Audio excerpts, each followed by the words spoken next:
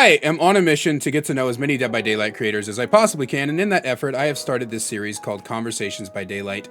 And today, I have the king of competitive Dead by Daylight with me, Hens. Hens, how you doing today, bud? Hello, doing very well. Happy to be here. I'm happy to have you. I will admit, when I first asked, I was very nervous. I was like, I don't know if he's gonna say yes, but it's amazing. So if there is somebody out there that somehow doesn't know who you are, because I mean, you are like hands down one of the most famous content creators in the space. You want to tell everybody about, a little bit who you are and what you do and everything? Oh, so I'm Hens. I've been streaming Dead by Daylight since like 2021, like full time at least. And I've also made a bunch of YouTube videos, as you said. I've hosted a few tournaments that have gotten good reach, and I host showcases, and a lot of people know me for like being the bridge between the casual and the competitive side of DBD. Yeah, and that's when I was sitting down to write the questions for today. I was most of the time when I have people, I can usually get like 2 or 3 questions, and I have to think really hard about the rest of them. But when it came to yours, I was able to just let them fly onto the page, because it's like there's so much to talk about when it comes to competitive Dead by Daylight, that I feel like a lot of conversations around competitive and casual don't happen that often. So it was really easy to come up with the questions from my side. But for the people who might not know how this kind of thing works, I've come up with 10 questions, and then we grab 10 questions from the community. And it's not like an interview where I write down the answers in a magazine. It's just a conversation, and we'll see where everything goes from there. But we'll start off with some basic ones. Where did the name Hens come from? So that's a very old story. So when I was like 4, my neighbor could not pronounce my real life name. That is Hendrik. That's a Swedish name, I think. Mm-hmm. And he couldn't pronounce it, and he shortened it to Hens.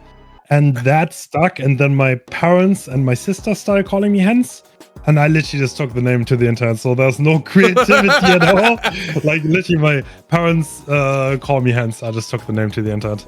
That's it. Listen, there's no shame in that. My name Kaiser is my actual last name.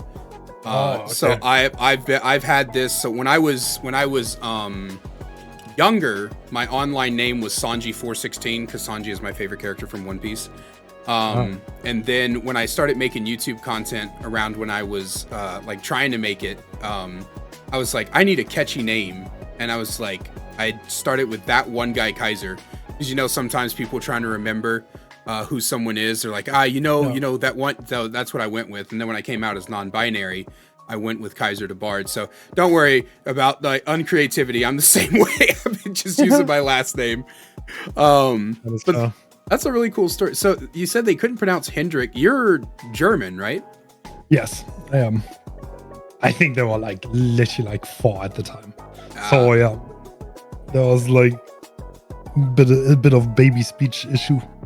Oh, they were. I thought you said you were 4. I was very confused. No, we were both similar age. Yeah. Oh, okay. No, that makes sense, because my first name is Joseph, but everybody calls me Jojo. And when I grew up, my granny was a babysitter, and so for a while people were calling me Go-Go, because that's what all the kids could say. They couldn't say the J, so it was Go-Go or it was Goey. Funny. I love kids, man. They're fucking so crazy. Kids are they are. Absolutely. I like them when they're other people's kids, though. I don't I don't want kids of my own. I was like, oh, that's adorable, you're so sweet. Then when they start crying, I get to hand them off and be like, all right, now you can take care of that. And I'm the cool uncle. I'm not the father. So you said you've been streaming DBD since 2021, but what started your DBD journey? Okay, so I first got into DBD back in 2018. I was with friends who we were mainly playing other games, but we were kind of bored. And then one of them actually gifted me DBD to play it for one weekend. And they already had 1,000 hours or something. They were real old school gamers. And I kind of got addicted to the game. And they were on the way out, kind of. They were kind of not really feeling DBD anymore. I was keep pestering them. but I really loved it, and then they left, and then I mostly played solo queue survivor. Which is hell, honestly. I don't. Yeah. I've made like 3 videos on this already. I have no idea how anybody makes content out of solo queue survivor. Like A-Run and JRM, I have no idea how those guys do it. I go fucking insane. It unironically got a lot harder in the last 2 years. I was really? Like when I try, oh my god, sometimes I try to make things and like I'm trying to get like really good games. For example, the Lara Croft parks, I wanted to get good games where I use every single park. I was like, I just, it's so hard. Like, because like, I don't know, something always goes wrong, or someone starts trolling, or the killer starts camping someone, or like whatever. It's like the perfect game barely exists anymore. Yeah, it's like build showcases, I think, are like really, because like I was doing Tome Quest for a while, and then I would try to do build showcase, and I had 2 videos where the entire joke of the videos was that I couldn't get like anything for the build. I couldn't get any kind of fucking value because something always went wrong. I had like this really like stupid this like safe unhook build where it was like genuinely impossible for them to not get away safely unless they just stood still. And the first game was just me unhooking people back to back because nobody could stop going down to the fucking ghost face. I was like, okay. So what got you started streaming it then, if you only played in 2018? So the initial start was actually, I played solo queue, and I was playing with a streamer. My name back then that I played solo queue with was The Toxic Farmer. And literally, and I also played with NoBT. It was kind of funny. I got like funny interaction out of that. I was kind of like halfway a troll, halfway serious. And I met a streamer in there in solo queue named Freaky Mai, and he and his friend let me die because of my name. And I found that so hilarious that I kind of like joined their community. And from then, through Freaky Mai, I met a bunch of other friends. And I kind of got like into the DBD community, and I kind of like got a friend zone, got different friends through him. And that's how I also met Odds. And yeah, and at some point, I was like always playing with other streamers, and like then I just tried it. It's like every night I was swiffing with Freaky and Odds, and yeah, like they were like, "Oh my god, you commentate your gameplay, might as well stream it." And I tried it. I kind of liked it. Took a while, to be honest, for me to like it. It was really exhausting in the beginning. I remember like after 2 hours, I had a headache. Yeah, every time. But yeah, I kind of liked it, and that's how I kind of got into it. It can be very difficult. I have a background as an entertainer. I've been doing stand-up comedy since I was 9 years old. And so when I first started streaming back in 2020, when COVID hit, over here in the States, we all got a stimulus check, and I used it to buy my computer that I have now, which is outdated as fuck. Like, subscribe, watch all my videos so I can buy a new computer. So I got started. I thought streaming was just gonna come naturally because I'm a naturally good like entertainer, but like nobody prepares you for like how draining it is to try to talk for fucking like 8 hours straight. Trying to, and like when I game, I like to lose myself in games and just like play them to play them. It's so the difference between streaming video games and playing them is so immense. Like, I don't think anybody gets it. Like when you have to commentate stuff, oh my god. I don't think it really compares, because like they're vastly different, and also what happens in my head is so different if I were to just play DBD versus streaming it. Like if I'm streaming it, like my main thought will always be, am I entertaining? Am I doing everything correct? Like I'm just like always like, that's where my brain is at, right? Like, am I doing this streaming thing correctly? As like, am I missing something? Yeah, it's very tense. Yeah, it's extremely draining, and like like some people, because people are like, oh well, have you tried working construction? It's like, I've done hard labor jobs. I was a janitor for like 3.5 years, like, and not just mop the floor janitor, like move desks and haul like 100 pounds worth of trash and stuff like that. So I've done hard labor, and I like hard labor, but like the mental strain of streaming is crazy. It drains differently. Yeah, it's a very different drain than actually like the typical job. And it's funny to, you know, I'm sure some people out there, they'll listen to you say like at first you weren't really into it, because like nowadays it's very hard to find someone as entertaining as you. You know, especially like your commentary on your showcases and things when we're watching. I get engrossed. I get engrossed in how you break things down. So, and you're also funny. So you were doing, I forget which video it was, but there was one video where like you were looping a Huntress and you were like, "Be honest with me, Huntress, are you out of hatchets?" And I don't know why, but the way you said that like tickled my brain. And then for like the next like 2 weeks, I couldn't stop saying that every time I ran into a Huntress. She wouldn't even throw a hatchet yet, and I'd be like, "Be honest, are you out of hatchets? Can you be honest with me?"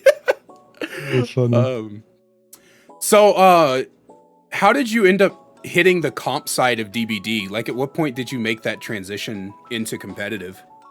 Oh, that is okay. That was actually relatively random. That was extremely random, actually.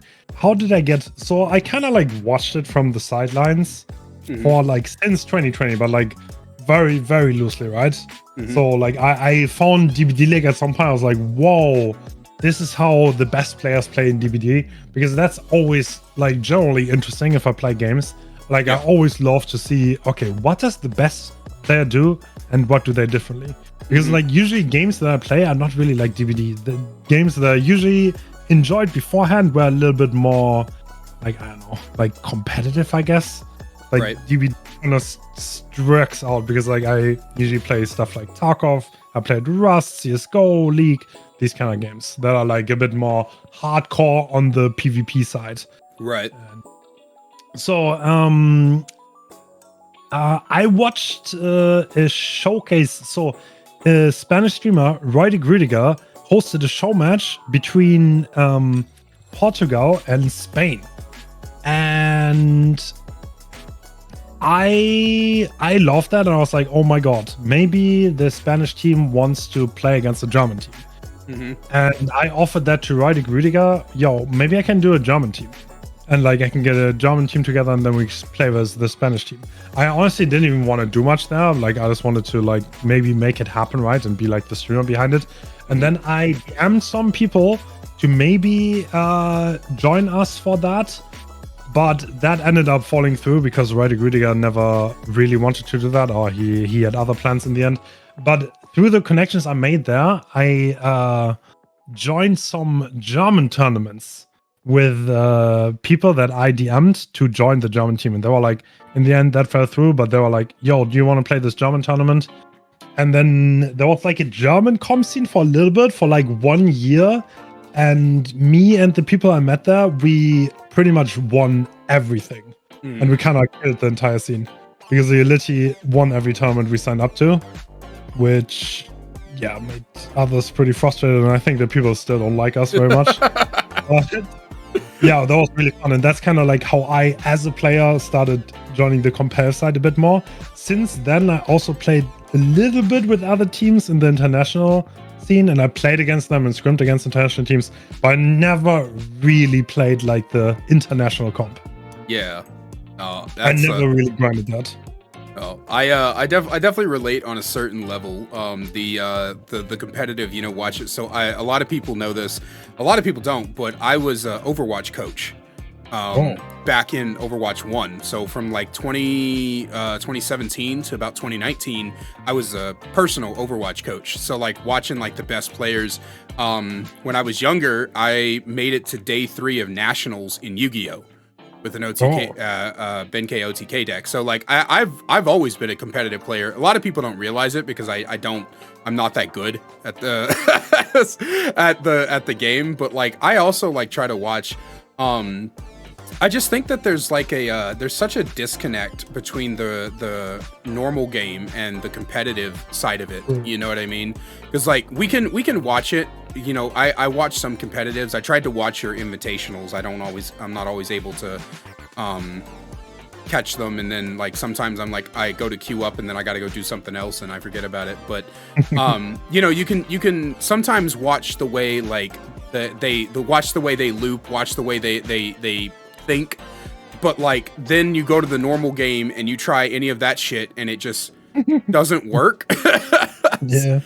So it's like I said, I definitely I have this kind of distant fascination with the comp scene at the moment, because like I want to get into it and I want to watch it, but like I also, as somebody who just plays normal Dead by Daylight, I also recognize that it's a completely different game.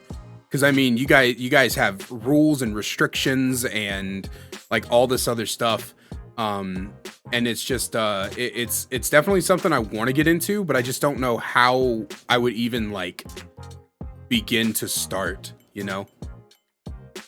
Yeah, I don't know. I think you're totally right. I think the game is extremely different. It kind of follows different rules. There's different balancing too. And that's, I think, a little bit also its downfall, because it is so vastly different from what you would see when you play a normal game. Because it just follows different rules. And it's like most of the casuals, that always breaks my heart a little bit, but they're like always really offended when someone gets slugged or like camped or told. I was like, everyone is okay. Like this is like the premise when you sign up for a tournament, right? Like, yeah. nobody's gonna be offended if you like. This is the expectation coming in, but yeah, that's also obviously like the casuals obviously hate this because it just makes the game unfun on the casual level, and I totally understand that. And also, I don't like that either to some degree. I don't think I play that sweaty, to be honest. Like when I play normal Dead by Daylight, to be honest, I don't really care if I win or not. Like in the majority of games, if I escape or not on Survivor, doesn't matter. Like nothing changes, right? You get a few blood points. Same on Killer. It doesn't really bother me if I kill everyone. Like it's like I'm more interested in like playing the killer well and like executing on the killer power or whatever than the end result. Yeah, for sure. It's definitely. One second. I'm so sorry. Somebody's at my door. I'll be right back. Yep. Chat, talk to Hens. I'll be right back. Yo.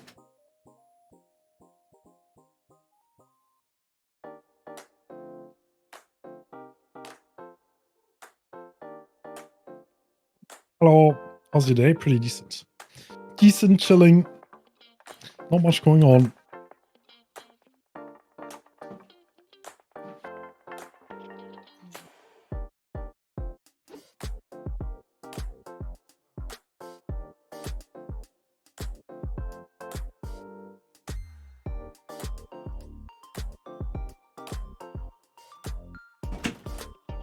Oh, my lord.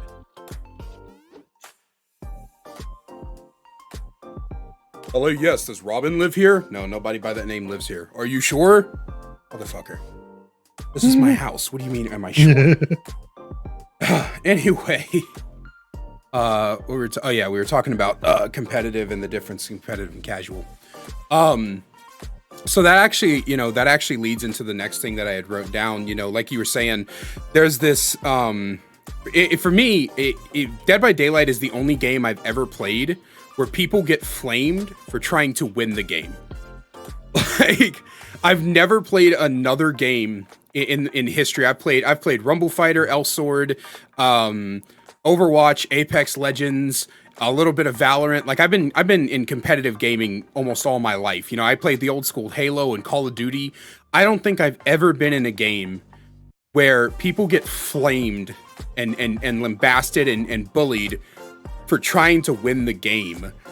Do you think that there's something, because you know, like you said, it's weird to you, because in competitive, camping, tunneling, slugging, all that stuff, it's normal because you're trying to win.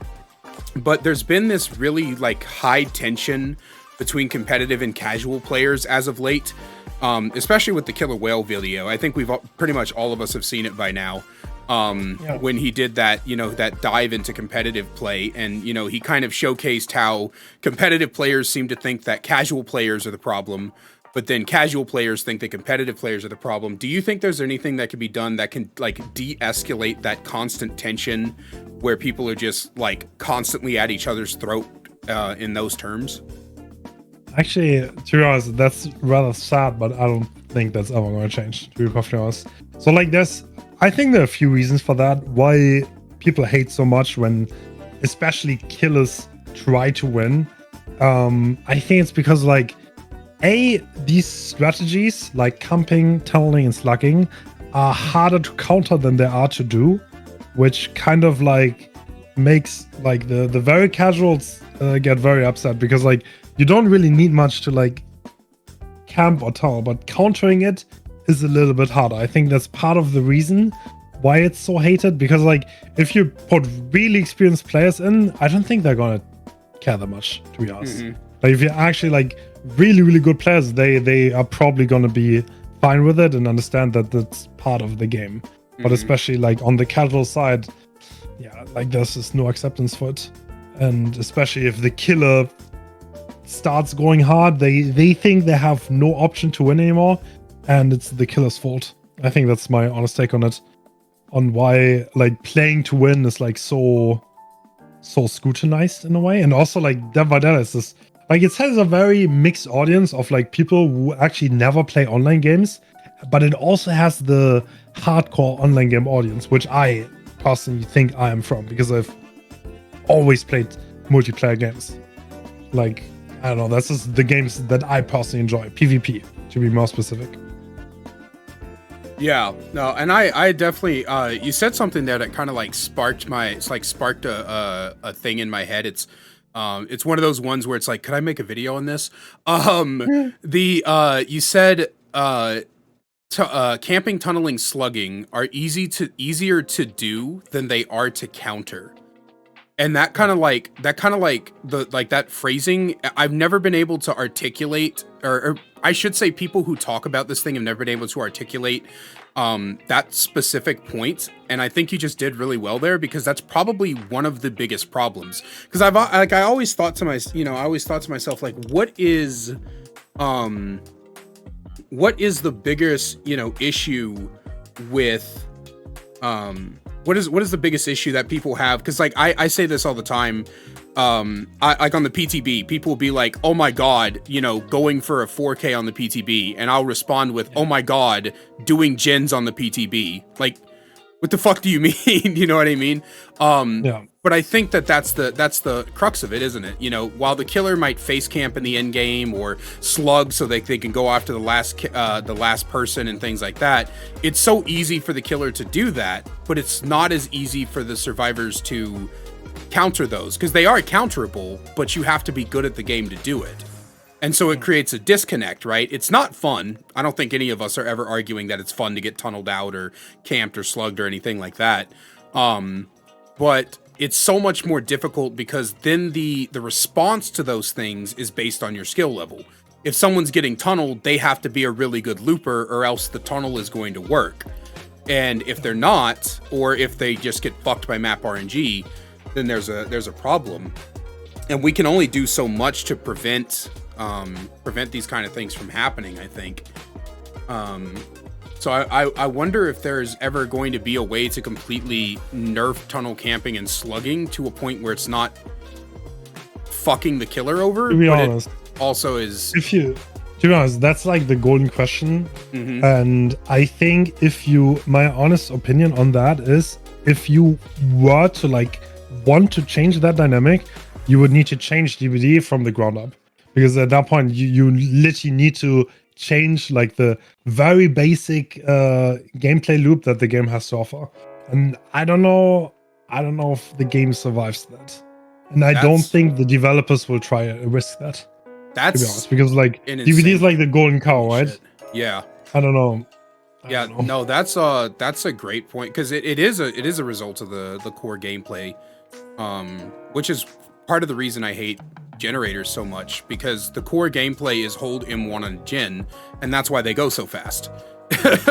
Generators feel like they fly so fast because it's literally the only thing the survivor has to do. And every time I talk about it, I had it the other day in my chat. Somebody was like, do you think they should increase the time it takes to do generators? And I'm like, that's not gonna solve the problem. As long as survivors only have one goal, because the way you slow the game down is by giving them different goals, right? You have to force them to go for the unhook or the heal or the anything like that.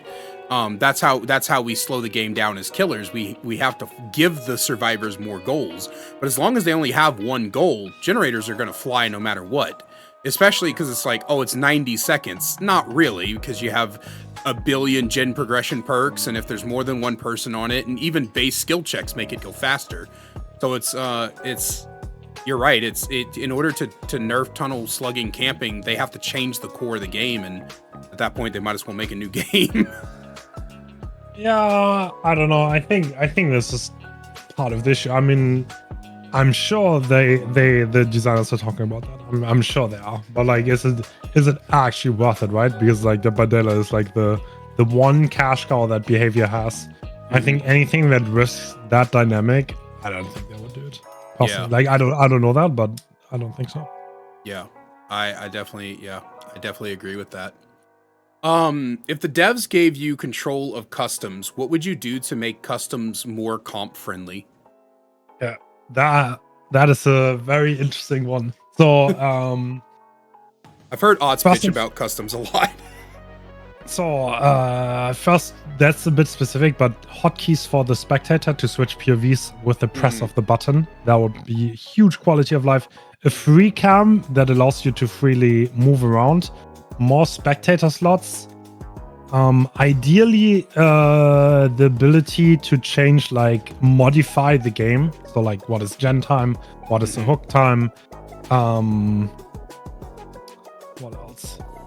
It's like, how many gens do you have to do? That would be really cool. Map seeds would be extremely cool. I think those would be the ones that I would love to see in DBD, hopefully at some point. And obviously, like, get rid of the, like, spectator is so massively bugged. There are a million spec bugs. Like, unknown, you sometimes have like a beeping sound in your ear. Wraith is like disassembled. As like Billy's overdrive is like blocks the entire spec camera. Like there's so many. Like it is impossible to have like high production quality on anything you do with DBD Spectator, which is incredibly sad and like demotivating too. Yeah, I definitely get that. There was it Alf? I think it was Alf. I can't remember. I was watching somebody's tournament spectator video, and the fucking killer's POV was like super shaky no matter who the killer was, and it gave me a genuine headache. I couldn't finish the video. I was so upset because it was so dude, it was awful. So that has been fixed, like I think last patch actually. So yeah, that is luckily that is not a thing anymore, but that's actually motion sickness inducing. Yeah, actually so bad. There was a bug for like an entire year, by the way. Actually incredible. That's so I am so, you know, I don't like to bad talk the devs because I do think that they are trying their best given a lot of circumstances, but like sometimes it's just like I just don't get how shit goes this unpolished for so long. And, you know, one of the reasons I was asking about the customs is because this is probably one of the very few games on the market that I know of that doesn't have a fleshed out custom spectator mode within the game. Because, like, if you go to something like Overwatch, for example, everything you mentioned and more they have. Yeah. And, like, one of my big things has always been I want replay codes. I don't know if you played Overwatch, but when you play a match, the game automatically records it. And then you can grab a code to give to someone, they can plug it in, and then they can go back and watch your match back. Or you can watch your match back, and you can watch it from like different POVs or top-down bird's eye perspective or like any of that. And I've wanted that for so long in Dead by Daylight because like I feel like not only would that be great for coaching, that would be great for tournaments, that would be great for seeing if somebody was hacking even, right? You're like, wow, you know, how did this, I don't know about you, but sometimes I'm playing a game and I'll pass by a generator and be like, okay, that's 0%. And then it seems like 2 seconds later it's completed. And I'm like, how the fuck, I would love to be able to go back in the game and see how the hell that happened. You know what I mean? So I feel like there's so much the devs need to like step up a little bit. Actually, replays, from a technical perspective, from what I've heard, at least, obviously that would be insane. I absolutely agree with you. Like the problem is if you don't code the game, like from the very get-go, to have replays, the effort is absurd. And you're kind of like looking to recode so many things that's like hard. But like at some point, to be honest, like DBD is getting buggier and buggier the more content gets added. I was like, it's almost like at the point where it's like really hard to take. I'll be honest, like for me, it's like already past the point of like, wow, this is like unbearably buggy. But it's like, I mean, that's, I don't know, maybe at some point they will go back and like fix the code a little bit to have the game less buggy. But it's pretty fucking sad, I'll have to say. Yeah, for swearing, but it's definitely. Who was I talking to? Hext, I think it was. I mentioned this. I mentioned this in videos too. I think if they did a chapter that was just called "We Fixed the Fucking Game," and the patch notes were literally just big concrete letters that said we recoded it so it's not as buggy anymore, every single one of us, all 60 million players, would do backflips. Yeah. Like it would just be.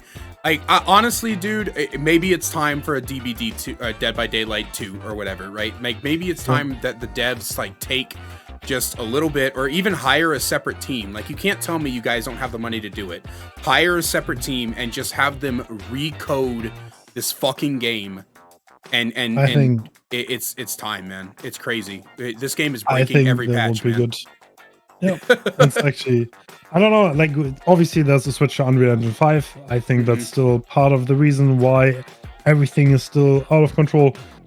But I'm absolutely not an expert on the matter, but I've never played a game that was consistently so buggy as DBD. And if that could somehow change, that would be epic. But I think, honestly, I think the higher ups do not want to invest that. That would be my guess. I don't know these. But it's like there's always, you always got to differentiate, right, between the designers and the people working on the game and the ones that actually have power over what is being prioritized. And these people are not the same. And if you see someone who's actually like designing the game, they will have no say on that whatsoever. Yeah, and that's something I think we need to make clear is like the reason like I hate when people lambast the devs so much is because I don't think people understand that a lot of decision making isn't on the devs. A lot of decision making is on the executives, the greedy people. That's why so many people hate EA. You know what I mean? Like people like for Apex recently had like a huge scandal with their battle pass, and there were some people in the community attacking the developers, and people were like, why are you the developers didn't make Respawn didn't make the decision to make the battle pass like that, EA did. And so I think a lot of people don't realize behavior also has executives. They also have executives that try to push stupid decisions. And, you know, for a lot of things, you know, some things like balancing, you might be able to go like, dude, what the fuck is going on? But the decision to like recode the game or hire a new team or whatever the case may be, that definitely is on the executives and not the developers. And I just don't think people understand the difference between the two. Yeah, I mean, I've also, I've been like a consultant also. I don't know if you know this, but like I actually give like my opinion to on game balance and these things and new content and blah blah blah. I was like, I've also worked with like the with very passionate people that are working on Dead by Daylight. I was like, oftentimes this is not on them, right? Like especially when it comes to stuff like priorities or whatever. That is none of their business. That's not what they do. They just design things. I will say, I was talking earlier today. One person I would love to have on this show, you know, interview. I would love to talk to the lead map designer. I just want to know what the deal with pallets are. Why are there so many pallets? Oh my god! Like and you know, I was thinking about that when I was talking about chat today. You know, is because I like I said, I did mention I would love to, of every developer, I would love to talk to the lead designer, because I would love to know the lead map designer. I would love to know like what goes into when they make maps. And you know, even though I was ranting mostly, I would approach it with respect, because we never get, it's what I try to tell people, you're never going to fucking get anywhere getting what you want out of developers if you're continuously insulting them over and over and over again at every chance you get. If you're always like, God, the devs are fucking stupid. God, they don't even play their fucking game. God, you know, all this other dumb shit. We're not going to get anywhere. And it's only going to be so long before behavior closes themselves back off to us. and now we don't have any input, and they're back to not listening to a thing anybody says. You know what I mean? I think in that regard there have been very positive steps and actually listening to feedback. But you're absolutely right. Some of the maps things that are happening are very puzzling, and I don't understand them either. Yeah, it's yeah. Well, I mean, I don't know. Like I would also love to know some of these things, but yeah, that is. I mean, it's like seems like sometimes I feel like some of these things that happen feel like total coin flips if they are good or complete disaster. I was like, I wish it would be different, or I could do more to like influence it more towards the good side. Yeah. I was actually I'm gonna be real. I forgot you were a consultant, so I didn't put any questions for being a consultant in the doc. But I'm actually kind of curious. So when Scott did a video on consultants, Scott was like, he did this really funny analogy where he was like, let's say Behavior wants to shoot somebody, and then he like laid out a graph for like the gun, and he was like, at the end of it, they asked the consultants, what about this, when they should ask them at the beginning when the original decision to shoot somebody is made. And I was wondering, like, if you were at all able to like let us know how that process works out. Like, do they make a decision and then come to you at the end of the process, or do they like talk to you throughout it? Or okay, one thing I can let me think. So I think there are a lot of things that have to be done in a limited time frame by limited people, which really limits how many rounds of feedback can you possibly have, and how accurate you are. Like hypothetically, if you would do half the things, you would have more manpower to like make it really good. But like if you have very limited manpower and very limited like resources, then I don't know. Some things just don't have the time or don't reach the right people at the right time. But I don't think that's true, no. But like sometimes things just get rushed. Like that's the easiest thing to put it. But like I think like the consultants have extremely meaningful impact on the game. I can say that. Like the consultant, like that's what like a lot of people think they don't, but I think the consultants have quite a significant impact. I think also, like I am also very happy with the impact I had on the game within like in the 1 year that I was there. I think I had a positive impact, and I'm really proud of that. Even though I cannot like be specific about it, but yeah. And obviously, like sometimes things come out, and you're like, no way, how could I not prevent this, right? And like you see this. And like you see it, it's a train wreck, and you're like, what? Like something needs to change. I need to be able to prevent this, especially with the consultants being public, right?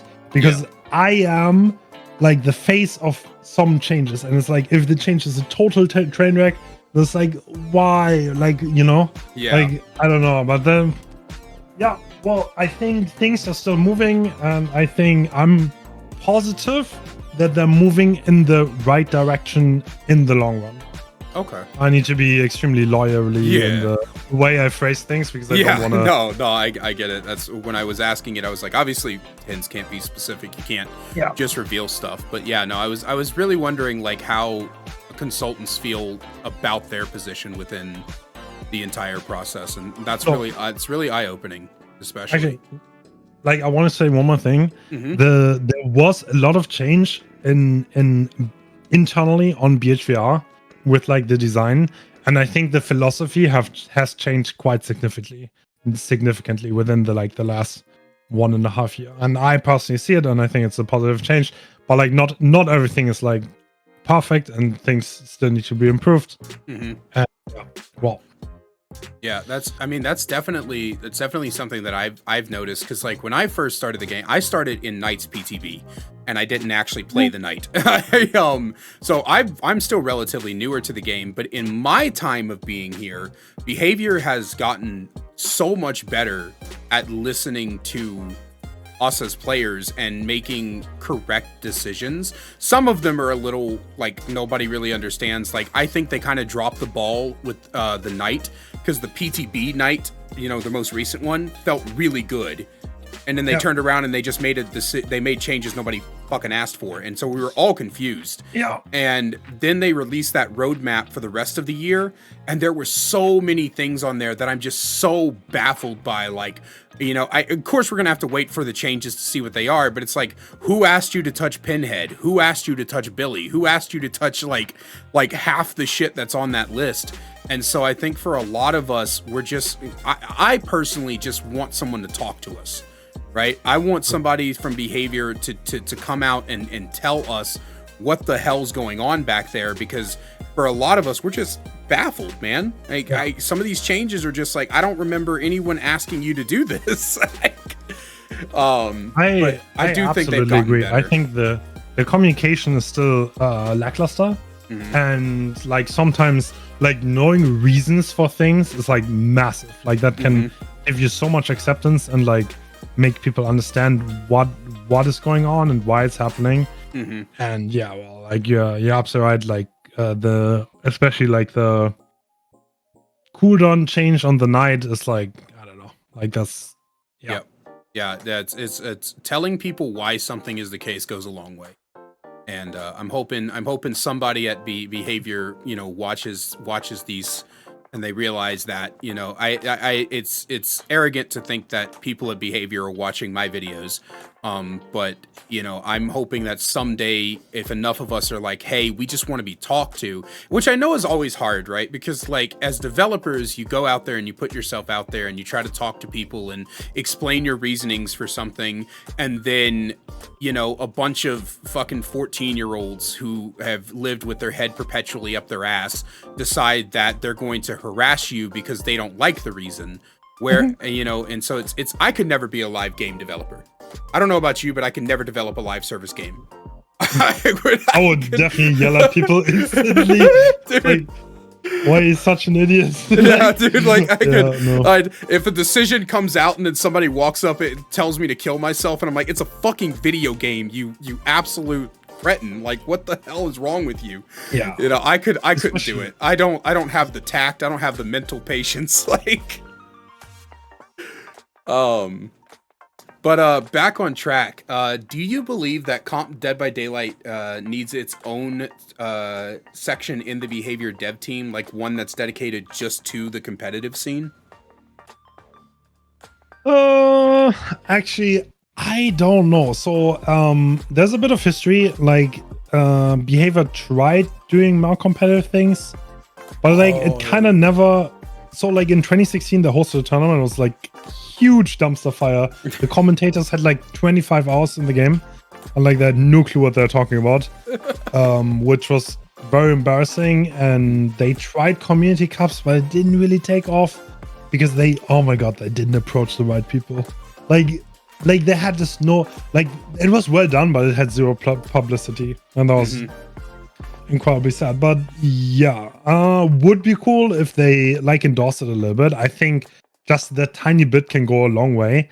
Like, I mean, DBD Comp has quite the viewer base.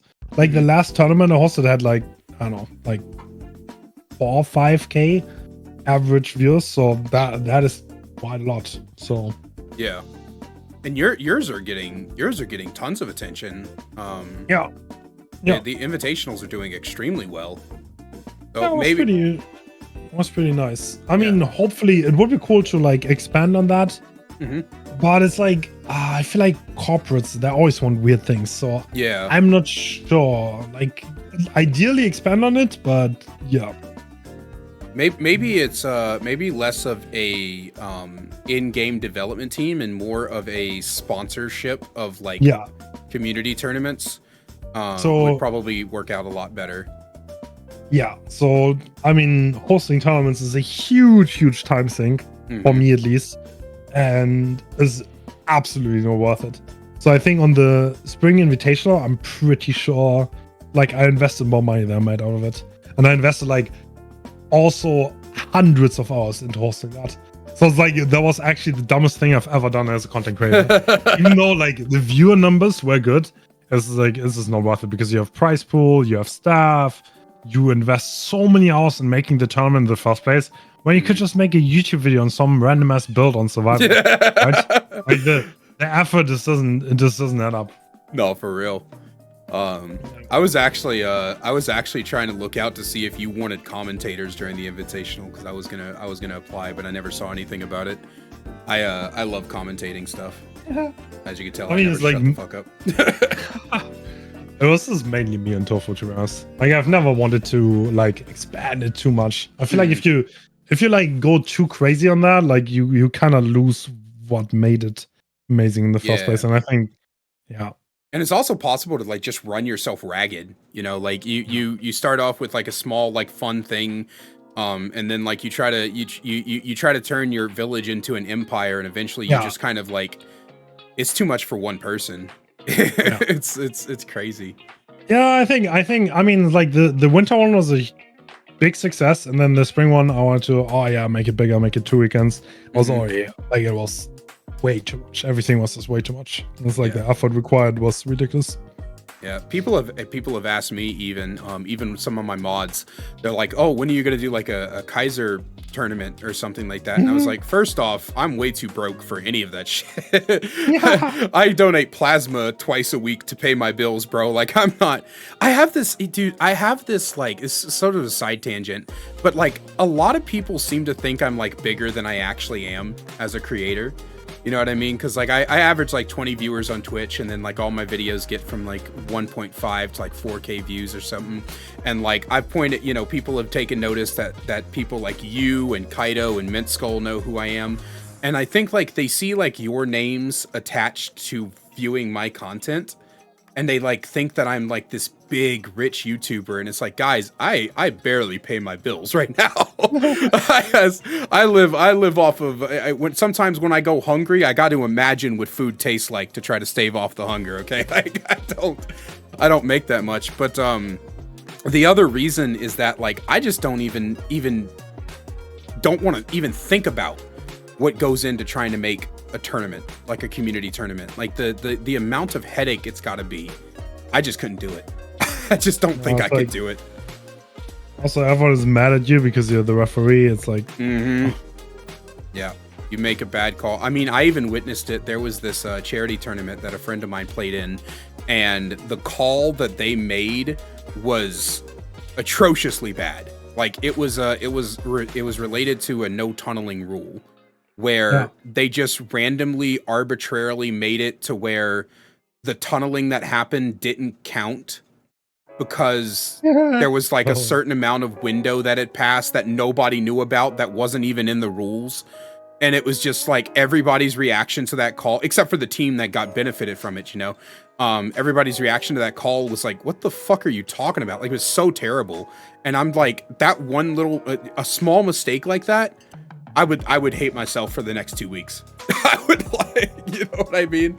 I don't know, dude. Like, people want me to do one, and like maybe I will in the future, like 50,000 subs or something, but like, I don't know, man. It seems like a real gigantic headache.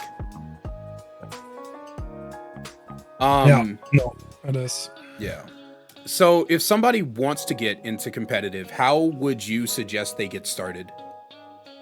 If someone wants to get into competitive, I think like, so you need to, someone told me this, and that's a really good analogy. If you feel like you're consistently better at everyone you meet in your public matches, then at that point you can probably look into comp. The easiest would probably be 1v1s. That's like the least amount of effort required, because like if you play something like the DBD League has a 1v1 ladder where the best players really play, and if you do well there, then you will get noticed, and you'll probably start to get contacts, because like right now the way comp works, it's like always everyone is a friend with a friend. It's like a really, really small scene. So getting into it is extremely hard unless you have 5 people or 4 and you can actually sign up to tournaments with your friends. That's like probably the easiest way. Otherwise, you need to make friends within the scene to be able to join a team. Like there are some teams that are that do tryouts, But like generally, if you're like brand new and you have no clue what's going on in all of this, it's gonna be hard. That's like the hardest thing about DBD comp. It's like it is zero accessible, like utterly inaccessible to like the majority of people. I remember when I used to dabble a little bit into it back. I played one half charity tournament in like 2020, and I had one friend within the comp scene. And I kind of like asked him, "Yo, how did I get into this?" And he was like, "I also have no clue." I was like, "It never really worked because I never knew anyone, and yeah, right, it was just random through friends, so very, very difficult." So if for people out there that don't know, there's currently a really cool organization called the DBD Competitive Association, which is you, DBD League, and two others. I don't remember the other two. Outrun the Fork and Champions of the COTF. Champions of the Fork. Yeah. I actually did a video about the Momo 7th ban that released today, actually, when we're recording. Really? That was a very fun video to make because we had to discuss like humping and everything, and the comments section is a fucking dumpster fire. Which I knew when I made that video, the opening to that video, I said some creators like to kick the hornet's nest. I, on the other hand, play hacky sack with the fucking thing. Occasionally I'll make a video, and going into the video, I already know like the way people are going to react to it, and I'm right every single time. And so yeah, the comments of that video have been a very I don't recommend going into them. It's not good. I mean, so like, okay, humping in itself is like already extremely controversial, right? Like it is extremely controversial. Some people are like, "Wow, this is the virtual version of sexual assault. This is like the worst thing ever done." And some people are like, "Wow, the killer's only pressing 2 buttons. What the fuck's your guys' problems?" Yeah. And I feel like the whole conversation's more nuanced than that. Yeah. I mean, yeah. It is. It absolutely is. I compared it to so the way that I put it is that as an SA victim myself, I just find it kind of cringe because I feel like there's way funnier ways to be them. You know, the nodding and the nopers and stuff like that. Like I feel like those are just way funnier. But on the other side, you know, like I try to tell people, like most people who speak out against it are not saying that they're not saying, oh, this is going to trigger somebody and cause them to like, you know, actual harm. But for some SA victims, it's incredibly uncomfortable. So the way I put it in the video was, it's the equivalent of you wouldn't just walk up and slap a stranger, but your buddy says something stupid. You might pop him on the back of the head or something, right? Yeah. If it's between friends, like you were playing against Team Eternal, I think. And you down Nightlight, and then you dropped him and you humped him. I thought that was funny as shit. Because but you and Nightlight are friends, right? Yes. Yeah. I mean, I mean, there's always context to it. So the problem, I mean, usually I don't do that. Mm-hmm. Yeah, no, for sure. I try to stay away from that because of the context. Yeah. Some people really dislike humping. I respect that. Ideally, I would never have such a case with Momo. Like, ideally, everyone reads the rules. They're like, okay, this thing is not allowed. You just don't do it. Period. Yep. Because like some people don't like it. We try to like professionalize a little bit more. And it's like, I can understand when people are like, oh my god, it's 2 buttons. What the fuck's going on? But like, yeah, we try to be more open and more professional. And also one thing that is really important to context, a lot of the comp players are extremely young too. So I think they need a little bit of guidance, and that's also something to consider. And it's like some things just got massively out of control within the comp scene, and 3 out of the organizations already had humping banned. And yeah, I mean, yeah, it's easier for the players if everything is under one rule and like period, you cannot do this anymore. Yeah, it's such a complex topic, and like I said, the video was mostly about humping and how it's taken and how I view it. But then in it, I was like, you know, hey, you know, it's not, and I don't even like dislike Momo, right? Like I'm not gonna say I like Momo either. I have like a very, oh, that guy exists type of thing toward him. But it's like, it was clear cut, and even Momo himself admitted, like, yeah, the rules are there. That happened to me. But like you said, you mentioned the fact that some players a lot of competitive players are very young, and they need guidance and like maturity and everything. And that's another reason I don't particularly like kids, and that's why my streams are 18 plus. But you know, it's definitely something. And so I think the Comp Alliance is great. And my actual question around it was, what do you think should be like the next big step for the Comp Alliance? Like, what is the next goal in general for the 4 organizations? I mean, I think like getting together and making things like together is generally strong and will make each individual better. And I think, I don't know. So usually these 4 groups are pretty much independent, right? And that's like one get together, and you can do a lot more with that. But like having conversations and us getting together and like doing things is great and gives us a lot more power. What is the next step? That is a really, really good question. I'm actually not sure. I mean, it's like, obviously we want to have like a rule set. We want to like flesh it out. We want to talk to players about it. I personally think the way the punishment was done on Momo, I found it pretty harsh. That was like the one thing that I was like, okay, is that really like worth it? Because he got suspended for 4 games effectively. But that's just how the rules were written. Yeah, I mean, read the rules, don't do it, and then you're not in trouble. Yeah. I do look forward, because the DBD CA is fairly new, isn't it? Yeah, it has been. We got together like, I don't know, like the idea came actually from one of my tweets. So the idea came from Killer Whale's video.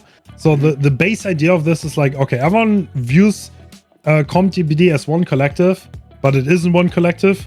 Might as well make one collective, because that the public perception will not change anytime soon. So you might as well actually create the collective to be able to like say, what do you want within the scene, what do you not want within the scene. And the players kind of didn't like that. Like a lot of them didn't, but I think it is definitely a step in the right direction to have a more open, to have a little bit more of an open environment where people are more happy to be. Yeah, like not just open, but also transparent and consistent as well. You know, it's jarring to hop from, like, you know, for Yu-Gi-Oh, of course, Konami sponsors all the tournaments, but whether you play locals, so you play in your little card shop in your hometown, or you play in nationals, which is the entire world going against each other, it's the same rule set, the same ban list, the same you know, mechanics, the same everything across all of those tournaments, so that when you go from one to the other, you're consistently going with that. And obviously, like, different organizations are going to have like different scoring events and stuff like that, but it's great to have that consistency, because you don't want somebody playing in DBD League and then they go to one of your invitationals, and there's like this vast different, like this canyon of difference between the way you guys do things. Funny that you say that. Yeah, I'm kind of like walking towards that. So having like this roughly the same scoreboard, A, B have like roughly the same balancing, that it's not like crazy different. There are like some nuances, but it's roughly the same for like most of the events. But yeah, the more unified that gets, the better it is for a comp. That's definitely true. For sure. And my last question before we get into the community section from everybody who asked questions, of which there were a lot. The comp aside, what would you recommend people trying to improve at DBD focus on first? So I think, do you mean like relatively new players? Yeah, like not just relatively new. Like somebody wants to, you know, some people, they want to just get better at the game. They want to, you know, they want to improve. Maybe they've been playing for like, I don't know, 250 hours, and they feel like they need to get better. Okay, I have 2 different answers. One for Survivor, one for Killer. So for Survivor, I would recommend everyone to get better at moving their camera while moving forward with their mouse, and like disconnecting them and being as free as possible to look at the killer and look forward without running into every T. I was like, do not just hold W and move your mouse, because that's like the worst you can possibly do. And at that point, your camera movement will never get better. So be as free as possible on the WASD and the mouse. And on killer, I would recommend everyone to try to have a mental, try to keep a tab on every survivor, where were they last seen and what are they possibly doing. And if you get really good at that, then yeah, that's how top level killers think. So yeah, I think those two really help. I would probably say the best course of action, in my opinion, no matter what role you play, is to play the other role. True. That's also really, really big. Yeah, just it's something that puts a new perspective that you will never ever realize until you do it. I did not play Survivor for my first like 400 hours. 140 hours, one of those. I'd have to go back and look at one of my video when I first did it, but I didn't play Survivor for a long time, and it wasn't until I did that I started getting intricately better at like everything. It's incredibly important you play both roles. At least a 30-70 split. At least. Yeah. Also, that will probably put you a little bit on the ground and stop you from being entitled as fuck. yeah. It will stop you from being a fucking us versus the, oh my god, the us versus them community. Yeah, no, I feel dude, I feel like a lot, like every creator I've had on this show, like all of us just hate the us versus them shit so much. I don't think I've ever met a creator that doesn't hate that shit for the burning passion. You know one pet peeve that I have talking about that? It's like, I don't know, I hate people when they see a change and all they can think about is this positive for the role I like to play? Instead of, does this actually make the game better? Exactly. That drives me up the wall. Exactly. It's like, does this make the health of the game? And what's really fun too with the us versus them is if you talk in favor of one, or in like, if you talk in favor of either role, instantly you get called an entitled blank main. Like instantly. Like we had I've been very heavily against the adrenaline nerf. I didn't like that they took away the ability to get healed off the hook, because I felt like the situation in which you could get healed off the hook was so niche that I thought it was good for the game. I got called entitled Survivor main. The very next video, I talked about the very next video, or 2 videos later or something, I mentioned how there's too many pallets in the game. I think that the pallet vomit design of the maps is atrocious. You immediately get called an entitled killer main. It's like, bro, I'm just trying to talk about the health of the game, man. I just want the fucking game to be better for everyone, dog. Oh, man. It's so bad. It's so bad. So like I said, we had a very, very, very, very healthy amounts of questions. I think the only other creator that has been this anticipated for me to sit down with has been Mint Skull. So you and Mint Skull both had like tons and tons of questions I had to like dig through. There was some trolly ones which, you know, might have been funny to put in, but I tried my best. You know, every time I do one of these, people are like, my question didn't get picked. And it's like, guys, you got to realize I'm digging through sometimes hundreds of these things between Twitter and YouTube. I'm trying my best. You know, I want to pick the ones that sound interesting. You know, a lot of people bring generic stuff to it, and sometimes I pick the generic stuff, but like, I'm sorry, guys. I'm one dude, and we're not trying to sit here for 7 hours answering. You know what I mean? Hens has got stuff to do. I've got stuff to do, man. You know, so it's just, I'm sorry, guys. I'm sorry that your question didn't get picked, but, you know, try again in the next one, I guess. But anyway, so our first question comes from Empire 2133. They said, if you were able to control DBD's development in every aspect, balance, characters, license, cosmetics, whatever the case may be, what would you do, and what would be your first and most major change? My first, I think, especially with the hook stages, I feel like DBD is kind of like slowing down. I think it's a bad direction. I think like making hook stages 70 seconds goes the wrong way. I think DBD is sometimes too slow, and I think even like Gens 80, I don't know. I find it a bit too slow. I would probably want to rework Freddy and Myers. Dude, in every direction, there's so many things to talk about. Oh my god, yeah. It's like that's why I picked this one. I was like, because like most of the time people are like, oh, what's one change you would like, and then they try to relate it to like balance or something. This person was like everything. I was like, I don't even know how to answer that. Definitely rework the code to have the game less buggy overall. Like whatever sacrifice that might need, even if it means like there's no chapter for one. More feedback would probably be a big one. More transparency on map changes, more feedback from the community on map changes.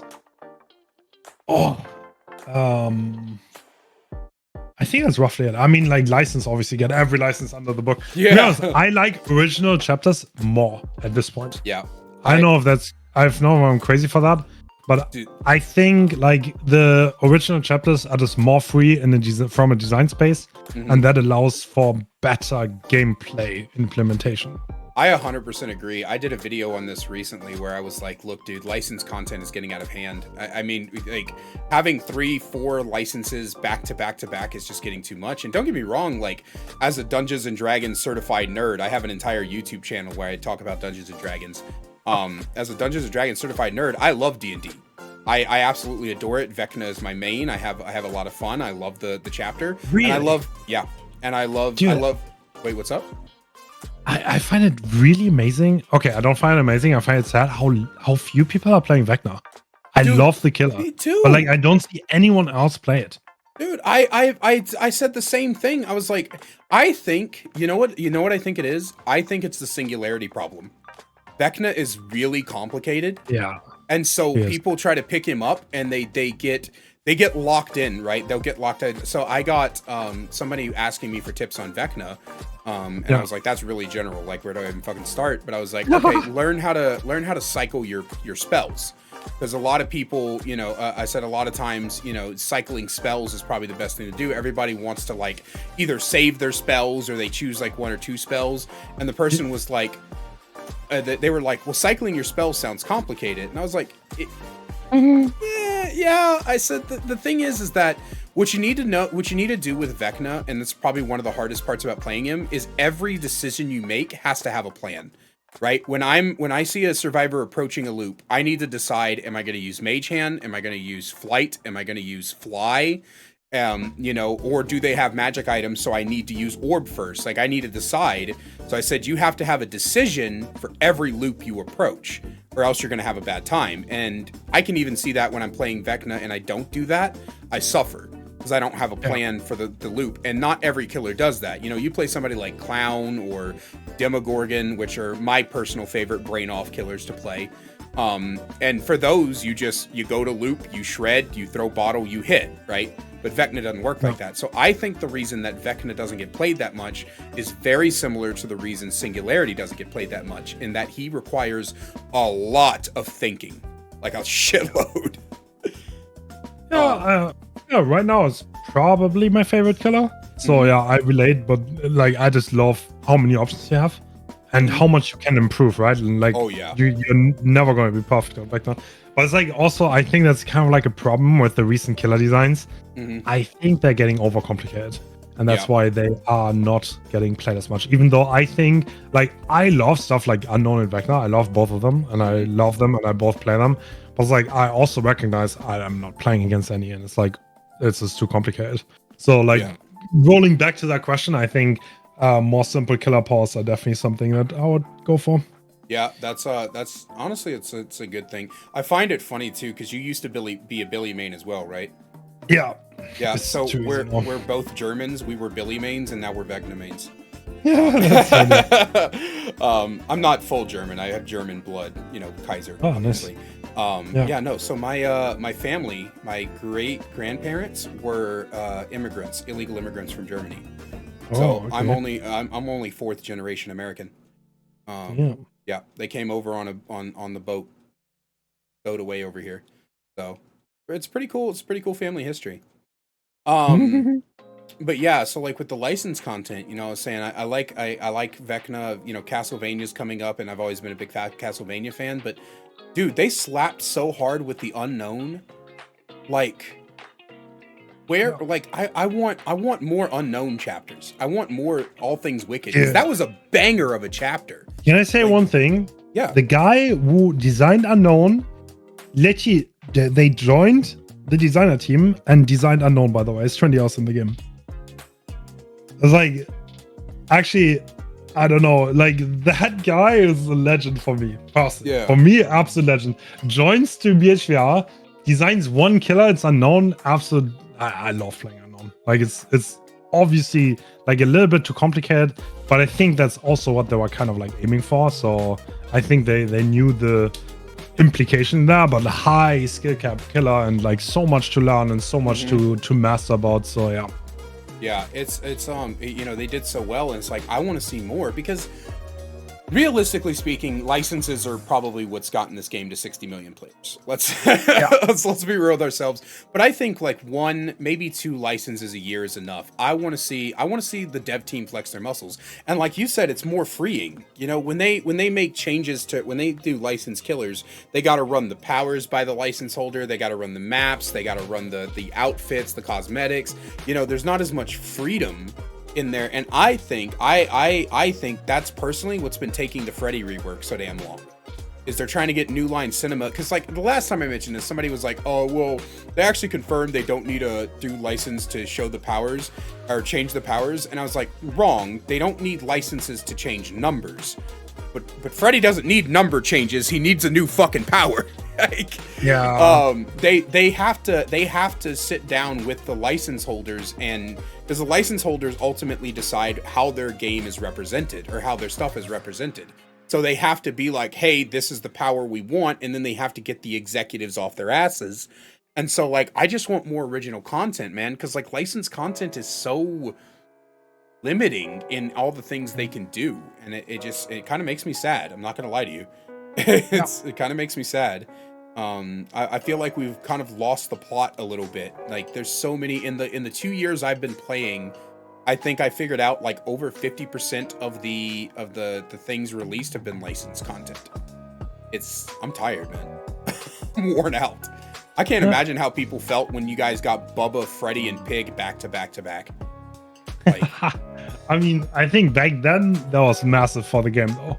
Like back then it was like, I think like, yeah, there's a saturation. I think the first time I felt that argument is like when Xenomorph got released. I was like, oh, licensed killers are kind of like mid now. Yeah, dude, it's so weird. And then like licenses have become so ingrained in the game's culture that they announced Five Nights at Freddy's a fucking year before it dropped. Like, dude, and then that's another can of worms. Moving on to Big Deal 1000, amazing name by the way, says, in your opinion, what's the biggest factor that makes Dead by Daylight so difficult for new players? Fucking knowledge. So I think there's what makes Dead by Daylight so difficult for new players. I think both worlds have different things that make them difficult. Actually, so DBD has like 1 million characters at this point, which is like hard to get into. That's what drove me away from Overwatch, because I was like, okay, I can't be asked to learn every interaction of every other killer, and it's like, fuck this, I just don't want to do this anymore. I was like, at this point, there are like 36 killers, which is kind of ridiculous, and they all have their own ways, and then you just see like every tile plays differently against different killer powers, and it's just like DBD has so many knowledge check built in where you just have to have the knowledge. You can't just be a shroud and just like have insane aim and you come into the game and you're gonna own. This doesn't work that way. So you need to get the knowledge to be able to compete to some degree. And I think, like the matchmaking for new players is rough, and there's no skill transfer from any other game. This is gonna be rough. Like DBD, when you start playing, it's just like you can't really have skill from other games, and that's part of the reason. And it's the best thing that I've ever found that I compare it to is it's like a trading card game. It's like Magic the Gathering, Yu-Gi-Oh, stuff like that. Because when you get into those games, you don't know shit.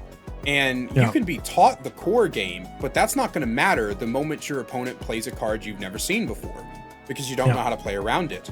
And that's what I try to explain, because like sometimes, you know, when we talk about like how many hours it takes to get good at the game, what's the common answers? 2,000, 3,000, somewhere in that frame. And when we talk about that, people often are like, that's ridiculous. No other game has that. It's like, well, no other game works like Dead by Daylight. But what games do have that is card games. You can't play Yu-Gi-Oh! Or Magic or whatever for 200 hours and be good at those games, because there's so much shit that comes into those games. And like you said, there's so many knowledge checks. And when you come into this game, bro, you're not going to learn this shit in 200 hours. You're not going to learn it in 1,000 hours. You can learn basic fundamentals, but those basic fundamentals are only going to carry you so far. And it's definitely, that was the problem with Vecna when he first, I'm not going to say problem, but what many people were complaining with Vecna when he first released. How do you play against every other killer in this game? You pre-drop the pallet and you keep moving. Well, Vecna doesn't give a shit about your pre-drop pallet. He picks the shit back up and hits you through it. So when he started doing that, everybody freaked the fuck out and started getting mad before they learned that you're supposed to greed the pallets and bait the mage hand before you drop it. And that's why everybody started getting mad, because now all of a sudden this killer introduced an entirely new way to play the game. He introduced an entirely new way to loot, to go against him. And for everybody like, you and me who have those knowledge checks, we have those down. Well, you more so than me, obviously, but we have those knowledge checks down pat. Now all of a sudden we're fucked. We had to learn something new.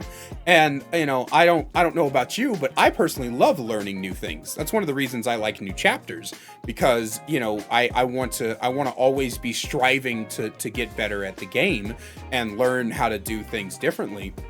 And so it's just really, really one of those things where I feel like a lot of people just don't fully understand. The reason we say it takes so long is because there's so much shit in this game to learn. It's not mechanics, it's, you play Apex or Valorant or whatever for 500 hours, 1,000 hours. You're considered really good at the game because most of those games are mechanics. But what's the mechanics in Dead by Daylight? Spinning the killer? Billy control? All right, cool. You got those down in your first 300 hours of playing the character. Now what? Yeah. But yeah, I think that they need to add. I was talking with Alran about this. I think they need to add a glossary, or something to the game, or like get a bunch of, who did it? The King? I think it was King. He did like 3 tips for every killer, and then he brought together like a bunch of killer mains.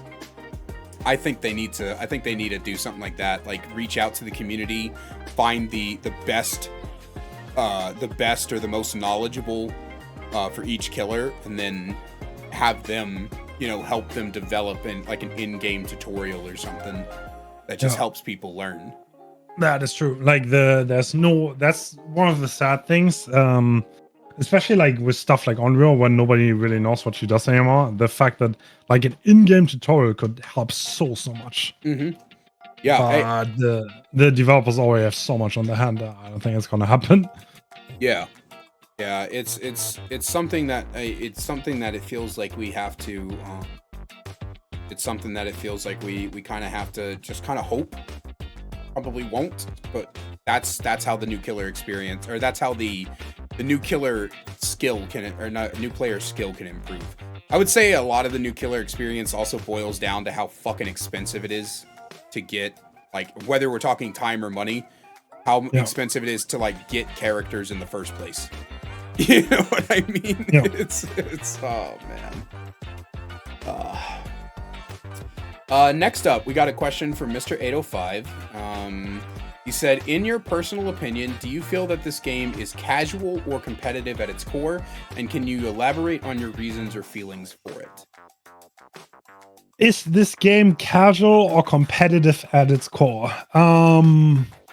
That is a great question. So, I don't know if, like what we said earlier with like, there's so many killers. I don't know if I would call it casual. I think it is casual at its core, to be honest. Mm-hmm. Because like there's no rank queue. There's no incentive for winning at all in Dead by Daylight, which for me is like there's no way it's competitive at that point.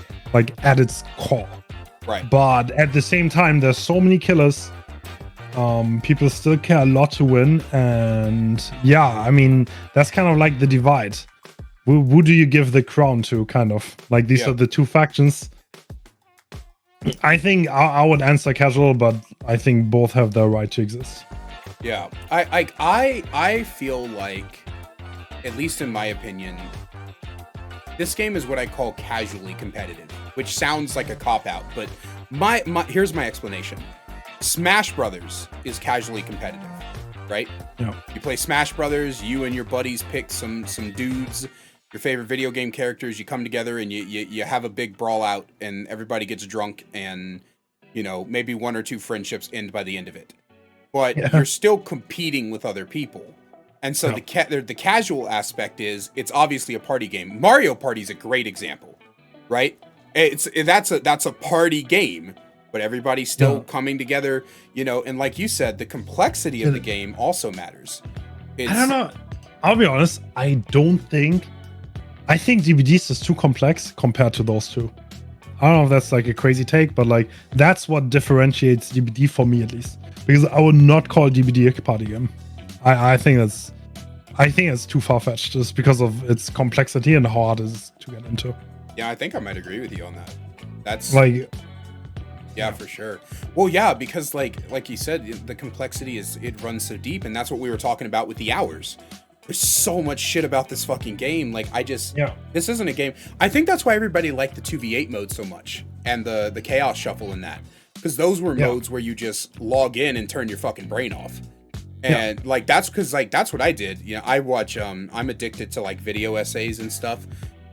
So I was, you know, I queue up. What I'll do is on my second monitor, I'll pull up like 4 or 5 like 2-hour long video essays, and then I'll let them play. And then in 2v8, I'll just queue and like take a nap in between the games. And then like while I'm playing, I'm just listening to the thing, right? I'm just playing the game to play it. And you could do that so much easier in 2v8, which is why everybody likes it so much. You know, I can't wait for it to come with actual, you know, more killers, so hopefully the queue times get improved. But you know, that's why people like it so much, because those are the party modes. Those are the chaotic, unbalanced, fun party modes. And then the actual game is so fucking complicated, you know, it's hard to do. I think 2v8 was a party game, to be honest. That's so simple, and there are only 5 killers, and there's not much depth, and what you do doesn't really matter. And if you die, you get sent to the other side of the map. I think that like fits for me more the definition of a party game than the core 1v4. But yeah, for sure. Turnips PP asks, do you think it would be a good idea to add a ranked competitive or 1v1 mode so people can earn exclusive in-game rewards like other games? This is a loaded one. It is. So is it a good idea? Maybe. So it needs to be all right. So competitive mode will not work with the way DBD is balanced as of right now, with map offerings, with how the killers work, because some killers, like there would effectively be 4 killers that are viable. If you put 0 rules, 0 restrictions, nothing in there, you would literally see 3 killers. Everyone would burn out instantly, because you will get tired of nurse. You will get tired of like playing on preschool with map offerings. One thing that could possibly make this better is the classes they have in 2v8. I think that's one thing that might make it possible to balance a rank mode. But with like normal parks, I honestly do not see it. And also because of the effort to maintain a first of all, you cannot have 2 balance things because the devs are already overworked with 1. That is not feasible. The current balancing does not work in a competitive setting. DBD is not balanced to be competitive, and they don't have the resources. So you could either do classes, or you do some weird things where you restrict certain perks for certain killers. But at that point, like, you can't really play that in solo queue. And 1v1, I think, is a great idea. That would be a great idea. I think that would be easy to implement, and I think honestly that should probably happen at some point, because it's like really simple. You spawn 2 people at shack, 1 entrance.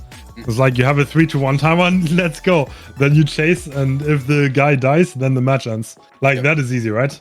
So Yeah, no, I definitely I've done 2 videos on a ranked mode, and it's one of the big things, and I actually never brought it up because I didn't think about it till you just said it, but like, I mean, map offerings by themselves fuck a ranked mode. It's Dude, I don't this want to see it. I would not play it personally. this yeah Like if you would offer that, I would not play it. mhm, Falling, like I would just play Eerie of Crows, preschool, blah blah blah. yeah. The most garbage maps.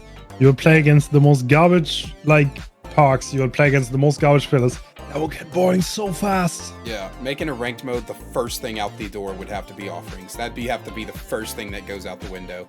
But also, like, I don't think this game's prepared for a rank mode until they fix MMR. Like, it's and this is actually something that you and I have crossed paths on before, because I saw your video on how MMR works, and then I made that response video, which you saw, which fucking blew me away, by the way. When I saw your comment on that video, I was like, I was streaming, I was like, Hens just commented on my video, what the fuck? Like, you know, that's where we first crossed paths. I would say I've been watching you, you know, obviously for over a year now. I think I watched. I don't comment much, but I think I watched like a few videos of yours before that already. That actually makes me feel better. To be honest, I kind of disagree with my own take from then, because I was like, oh my god, I don't play against hard enough opponents, but I don't think it would be good. To be honest, to have like actually strict matchmaking, I don't think it works in DBD. To be perfectly honest, but yeah. Yeah, no, for sure. But yeah, like the MMR system by itself is it's another complex issue. That's one of the cool things I like about Dead by Daylight, and why I make so many discussion videos on it, is because everything about this game is incredibly nuanced. It's such a hard conversation to have, like, most of the time, because with MMR is concerned, like a lot of it, because I think it works fucking stupid. Like the killer MMR is fine, right? 0-1 you lose. 2 kills you tie, 3-4 kills you win, right? That's great. That's great. I kind of wish there was more nuance to it, but sure. But then on the survivor side, it's all individual. So if you crouch in a corner for fucking 15 minutes and then jump in get the exit gate open and leave, then you gain MMR. But if you loop the killer for 4.5 gens and get 14 saves and fucking build a statue to a ruined city and save a country, and then you die, you lose MMR. And it's like, why? Why is that a thing? So I think that the MMR system needs to shift into emblems, and then they need to fix the emblem system. The emblem system is also stupid, which I've ranted about for everything kind of ties into each other, if you notice, right? Should we have a ranked mode? Well, before we get a ranked mode, we need to talk about the MMR. But before we talk about the MMR, we need to talk about the emblem system. And, you know, we just keep going down the line. So yeah, it's a complicated question, man. It really is a complicated question, more complicated than I think a lot of people realize, for sure. True. Levi Miller says, if the game shouldn't be balanced around hooks or kills, should we move to a point system, or do they have a different idea on a solution? I guess you've talked about hooks or kills. I've never breached the topic before, so I don't really have. I'll leave this one all to you. I haven't. Yeah. Let me give context to that. So, like, a lot of people have been suggesting that hooks is the golden solution to the problem that we currently have, because kills to measure performance by itself kind of just sucks. It doesn't tell the whole story. You don't really know what's going on. Stuff like NOAD has so much influence on kills. Even though a killer might get sauce, they can get like 2 kills with NOAD, and they're making themselves miserable because on the scoreboard at the end, they might have gotten a few kills, but they got bullied all game. So like hooks, the problem with hooks, there are like a few problems. If you win too hard, then survivors might give up, and then you have 1 hook, and if someone goes next, then you only have 1 hook and 1 kill, right? So you can run into scenarios where you win so hard that you only get like 5 or 6 hooks. At that point, you lost, even though you just hard demolished them, like, right? Like you won so hard that they give up, and then you somehow lost. Which is like makes 0 sense. I don't know if you know this. There used to be a different way adepts were done, where you needed to get Merciless Killer to adapt. And like one of the things, the thing that made that so terrible back then is because you needed 9 individual hooks. And it's like, that means if you win too hard, then survivors might go next. If you kill someone too early, then you're probably not going to get your 9 hooks. I was like, kind of like, you kind of had to babysit survivors and to make sure that they're happy, that they don't want to go into the next game, that they actually unhook their teammates, that they think they have a chance. I was like, it's a horrible thing. So I think to like actually have like a rough idea how a game works, you need to look at different things and make an equation of that. That's my honest opinion. Yeah. But it's like, hooks by itself is not the golden solution that people think it is. Right. That was like the main point that I had there. And it's like, hook stages would 100% be better. But at the same time, you then have the problem where, like, does the survivor lose if they're on death hook? That might not feel good.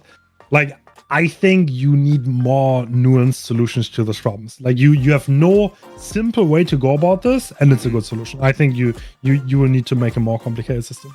Yeah, and I can definitely see what you're saying, because like that's one of the big problems with emblems that I was about to go on a tangent about. And that's what I said in one of my videos on emblems, is that like the way the emblem system works is if you fucking raffle stomp your opponent, whether you're the killer or the survivor, if you absolutely kick their fucking teeth in, you get punished for it. And it's like, that makes no sense to me. Because like, it's terrible. Yeah, it's if you have a survivor, if you have a survivor, like, okay, last night or the night before, something like that, I was playing Skull Merchant. I know, shoot me, right? And it was a build request, eat me. So I was playing Skull Merchant, and instantly, I mean, by the first down, 2 people insta-DC'd. And then no one went save the bots. And so I chased another person down and downed them, put them on a hook. And then the last person just stood there and let me down them and put them on a hook. And I got basically no blood points. I got no... The game was over in 3 minutes flat. So I got no blood points. I got no emblems. I got nothing, which I didn't need emblems. I've already reached the, the rank reset. But I basically fucked my opponents raw and didn't get anything for it. And I feel like a system that punishes you for playing too well doesn't work. So moving that conversation into the hooks versus kill debate, like you said, it's so difficult to come up with a solution. Like we keep saying, everything's about nuance. And so it's so hard to do that,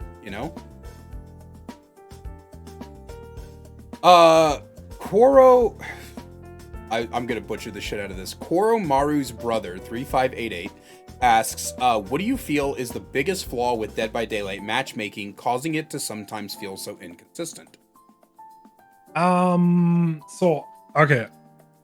I think Dead by Daylight's matchmaking is intentionally inconsistent, because consistently having really good people play against each other leads to horrible things and makes the game utterly unenjoyable, and would probably kill it in the long run, because you need the higher hour players to some degree to be happy, because they're the streamers and they're like necessary for the ecosystem. Even though there are very few of them, like you need to they need to somehow play the game, because if all your streamers are leaving, then the game has a huge problem.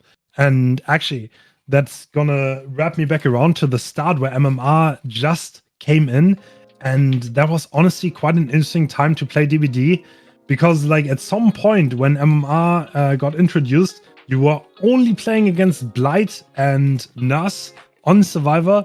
You would only play against Haddonfield offerings and medkits on Killer. I was just utterly unenjoyable. Like DBD is not balanced to have like high all players play against each other, and to like circumvent that issue, the matchmaking is incredibly loose.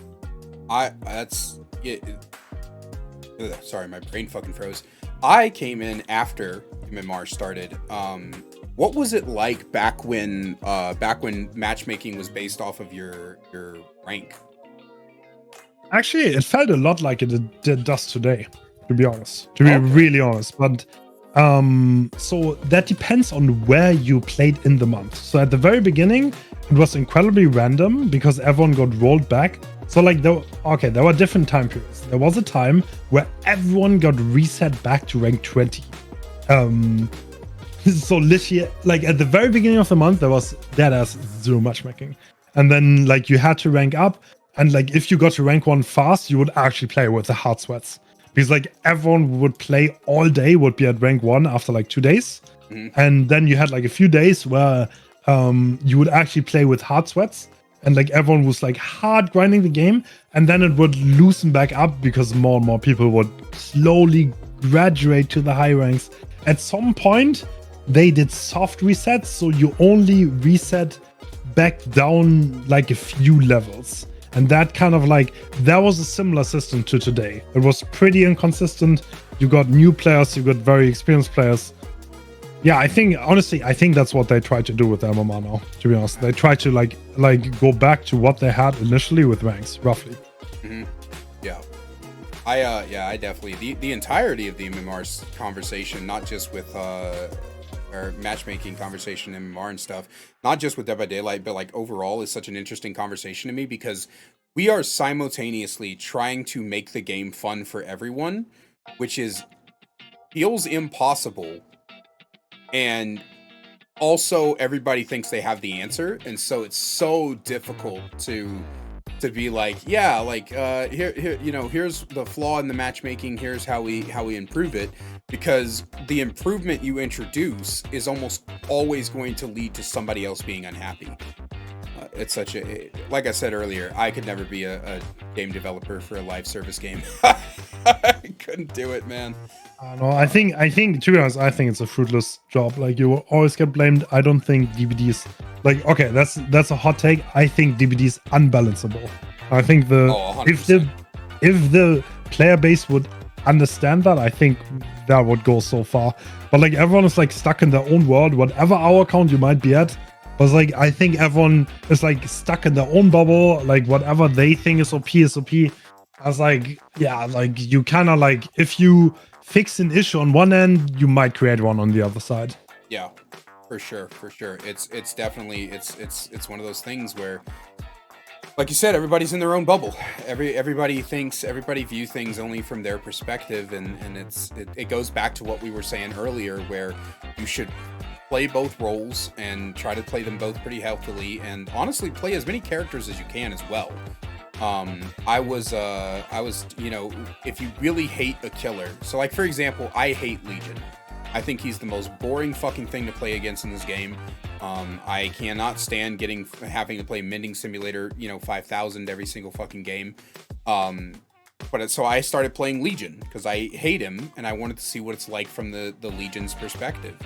And breaking out of this bubble is how you're going to have a much healthier way of looking at the game, because then you're going to be able to understand, you're able to understand actions, you're able to understand balance. But like you said, this game's unbalanceable, man. It's like a card game. Every card in Yu-Gi-Oh can't be good. You can't do it. And people are always like, oh, I want every perk to be good. No, first off, no, you don't, because then it's boring. But second off, you're just not going to be able to do that. Because in order for things to be good, they have to accomplish the goals of winning in the same, like, to the same effectiveness. And we need perks like Insidious, like Pebble, you know, stuff like that. These silly little goofy things that don't do much. We need those kind of things, because if you buffed Insidious to let the undetectable linger for 20 seconds or something, right? Then you just have a really good undetectable perk for no reason. You know what I mean? If you buff Pebble to where it not only makes the noise and the scratch marks, but it gives you gen progression speeds, right? You can't make everything good. You can make things fun. I think that you can make every perk fun. So there's some perks out there like Territorial Imperative, Beast of Prey, every single Wraith perk, that you could improve to make not shit and have fun niche effects. But I think the idea that you can make every perk good and every killer good, I don't think that's possible. I think some things just need to be for funsies.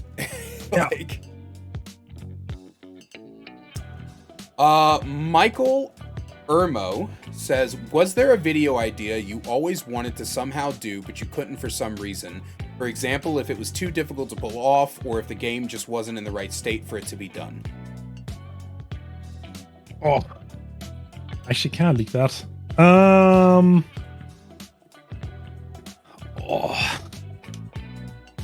Dude, I scrap so many video ideas. Like literally, I do like 40% of what I start.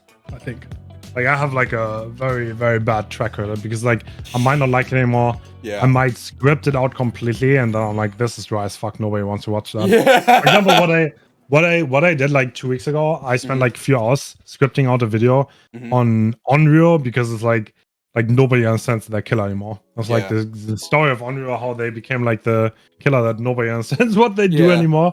Yeah. But like, yeah, I was pretty dry. But I don't know. I don't know if I have something that really fits there. I don't think so. Yeah, no, I get you. I had this I think I had this conversation with Ido, maybe.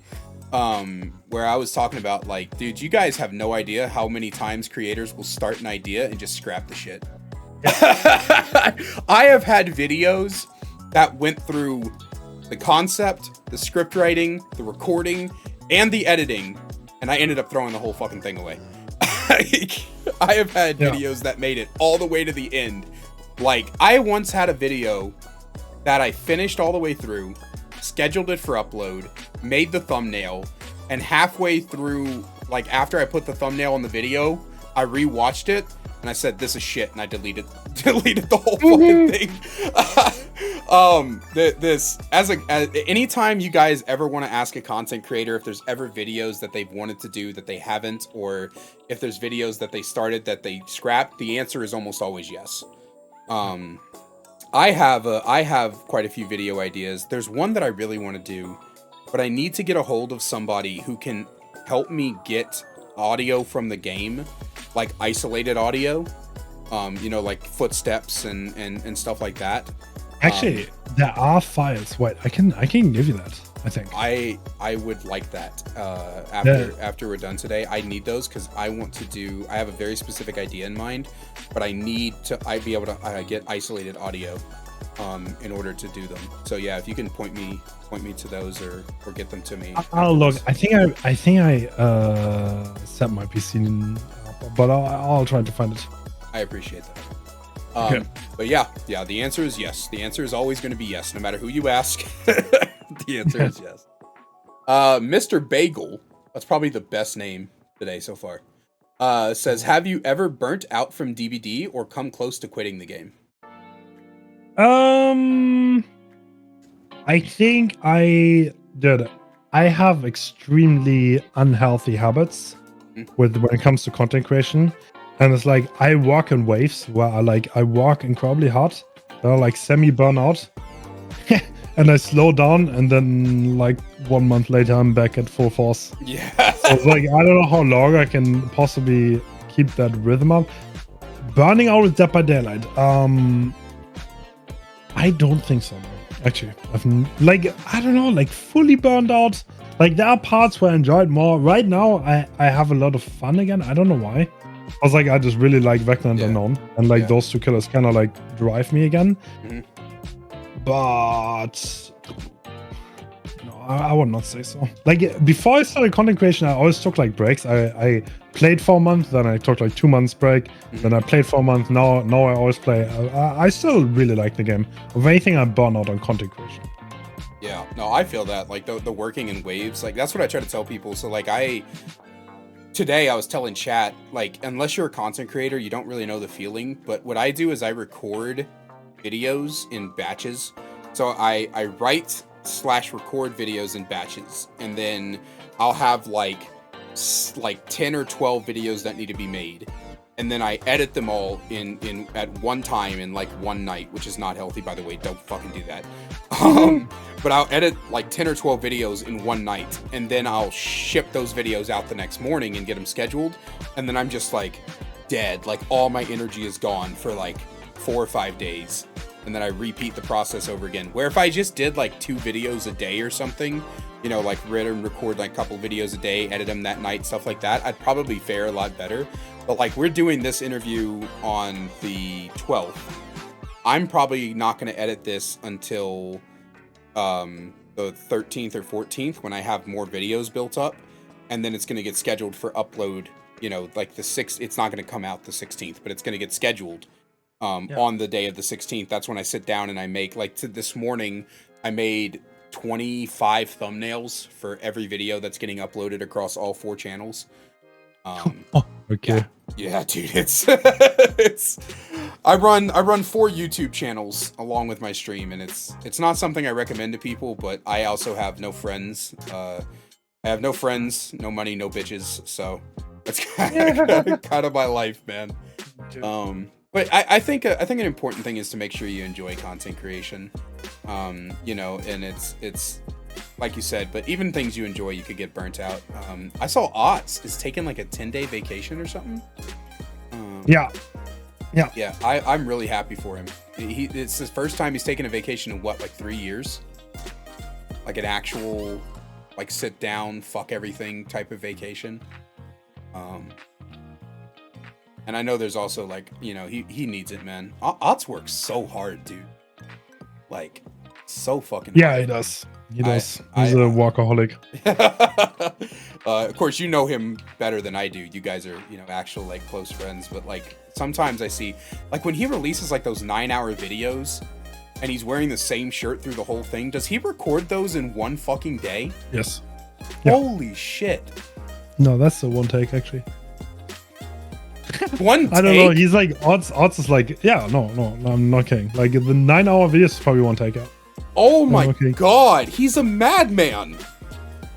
Yeah. No, I mean, it is kind of amazing. Like he's just a smooth talker, right? Like that's a huge talent of his. Holy shit, he is fucking insane. I have my analysis series where I review like killers and everything from like their lore themes and shit, and those are 20-minute videos, and I still do not record those in one fucking shot. I'll record the intro, take a moment, drink some water, stop for a second, then I'll record the next one. Fuck, he is an insane person. I love that man, but that is crazy. I never realized it was all in one take. M.N. Monroe says, with Ghostface, what is one tip or suggestion would you give to someone that is new at killer? Oh my god. So Ghostface is actually quite strong in certain areas, but one thing he can absolutely not do is chase. And like that's the one limitation that you need to work around when you play Ghostface, and you need to absolutely not get into the habits of actually starting to chase. And that's what the majority of people do. You see Survivor, you chase Survivor. But like the moment you start going into that chase, you should probably leave, activate your power, try to surprise someone. Because that's where his strength comes from. And I think a lot of people like fall into the habit of playing other killers where they just continue that chase, but it's not good.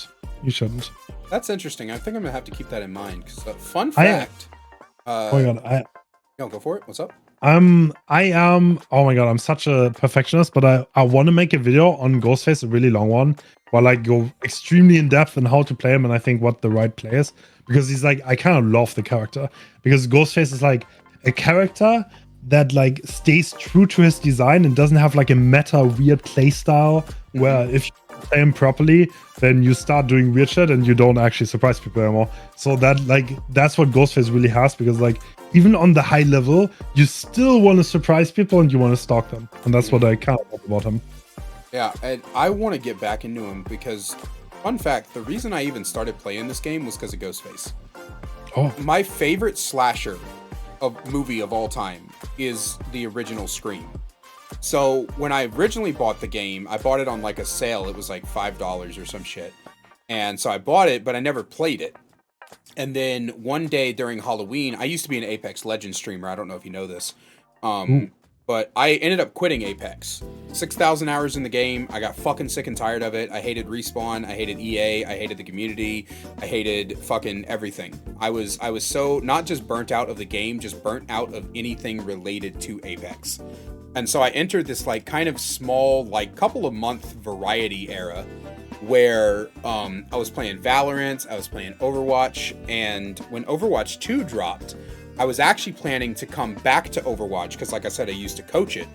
So I was planning to come back to Overwatch and make that my main game that I streamed.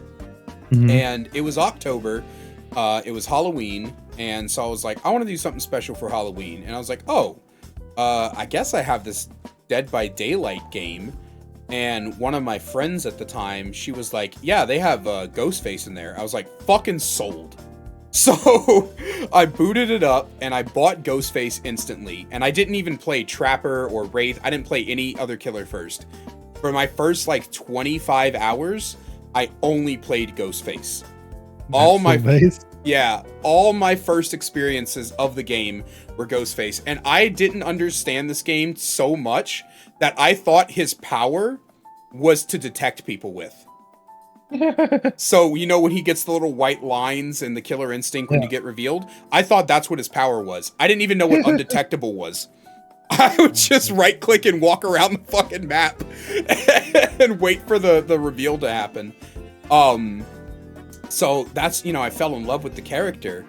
But as time went on, and I don't know like why this happens to me, I don't know if it happens to anybody else, but as time went on and I got better at the game, and I started to realize like how, let's be honest, dog shit Ghostface is as a killer, I started to like get really angry when I would play him, because I always felt helpless. I was always, you know, you always get pulled out of your power from behind 3 walls, and you know, I always felt like I was never able to actually play him.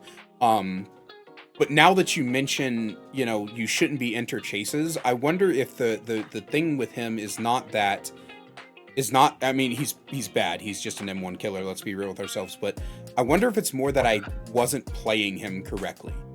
And so I'm going to take that advice and try it again. And then I'm probably going to get back to you on that, because I think if I approach it the way you said it, I might fare a lot better, for sure. Yeah. It's a bit of a specialist killer, but I personally love Ghostface so much. Yeah.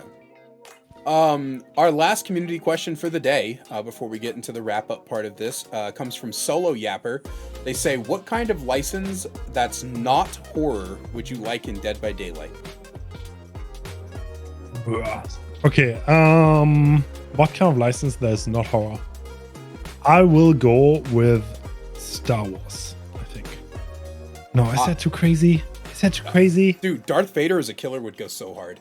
Yeah, I know, though. I know. Actually, it would, though.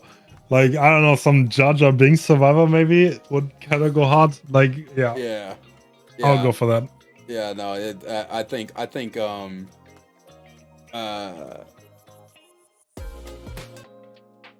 sorry, somebody just, yeah, I think, I genuinely believe that, Darth Vader as a killer would probably want to be one of the... I don't even like Star Wars. Like, that's the thing. Like, I know that's, like, controversial to say. I don't even like Star Wars. I think it's a really mid franchise, but if Darth Vader was a killer, I would main him just for how fucking terrifying he would be. My personal one, and I know this is going to sound weird, but I've been saying this since I first started playing the game. I think Willy Wonka would be a badass killer. True. I like Willy Wonka is like one of my like secret dream chapters. I think it'd be a badass killer. I actually brought it up on Reddit one time. Somebody had like asked for like license, and I was like, Willy Wonka would be a cool chapter. And then people started like making concepts of it and pretending like they came up with the idea. And I sat back and I was like, you didn't come up with that. You saw my comment, didn't you? I didn't say anything, but I was like, Willy Wonka would probably be one of the best things for sure. But that concludes all the questions and everything. We only have a couple stuff left over. The first one that I have for you is, what would you like for the B-roll of this interview? What killer or survivor or whatever the case may be would you like to see? Oh, Ghostface. Ghostface? All right. Yeah. Do you need to record it now, or do you have it already? No, I'll record it on stream probably tomorrow. And do you have anything left that you want to say to all the people out there watching? No, thanks for having me. It was a lot of fun. Of course, man. I was very happy to get when you said yes. I kind of did a little fangirl squeal. I went wee. So it was great, man. If you want to join me in thanking our channel members over on YouTube, listed on screen now. If you want to find out how to become a channel member today, get awesome perks like seeing videos early, merch discount codes, and more, then please click that join button down below. I love you guys so much. I'm sure Hens does as well, and we'll see you in the next one. Need more Kaiser in your life? Well, I've got you covered. Check out my second channel, The Kaiser Extras, where I upload full gameplays, stream compilations, me reacting to your Dead by Daylight clips, and more. We also upload a daily short with all the greatest clips from stream. We'll see you over there. Link is in the description.